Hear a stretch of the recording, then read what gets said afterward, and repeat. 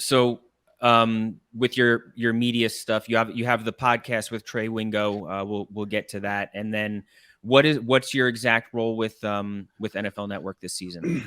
Yeah, so I'm an NFL Network Total Access analyst. So I'm on Total Access every single Friday, and there might be some Tuesdays. So they totally revamped their show, meaning the look, the feel. Like we took off the ties that we had on last year. We're just trying to be more relaxed. Yeah, so Total Access is Tuesday, Wednesday, and Friday. I'm the Friday guy, and it's just me and Mike Yam and Brian Baldinger on remote. So it's just me and Yammer in the studio. And so it's really cool to see our relationship, especially because I worked with him last year, really grow. And he's going to lean a lot on me for analyst role, and I'm going to lean a lot on him as well to have his hosting duties. So it's been pretty cool. We're going to do a lot of breakdowns. That's what I feel really comfortable on. That's what I know about football. And I'm also just going to give you my honest thoughts. And that's something that I told NFL Network, and that's something that I told everyone when I did the big rounds of interviews for every major network. I said, hey, look, I'm not going to be anyone else but Chase Daniel. That's the only person I know how to be. I'm going to be the same person on the camera as I am off the camera, because if I'm not, then first of all, it calls in to affect my authenticity.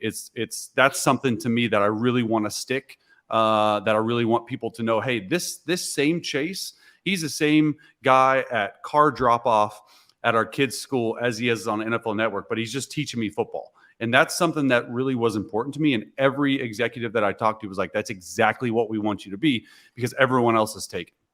Were you able to be that honest personality when you were doing NFL Network work while still playing? I think that I probably, yeah, look at my first show ever on NFL Network. It was the first game of the Nathaniel Hackett era.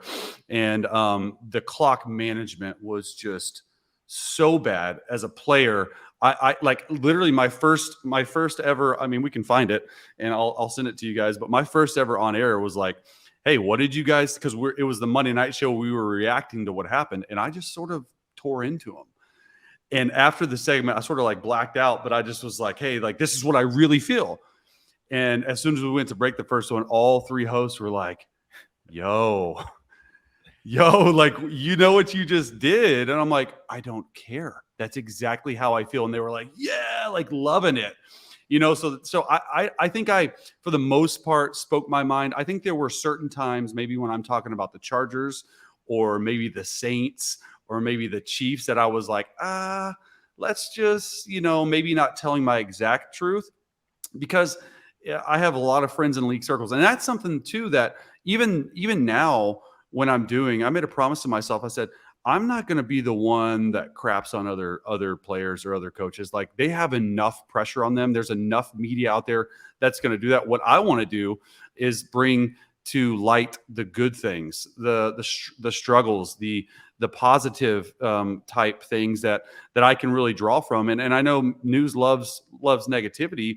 And obviously when something calls for it, I might do it in a way that might not seem as abrasive as some, but I still will call it how I see it.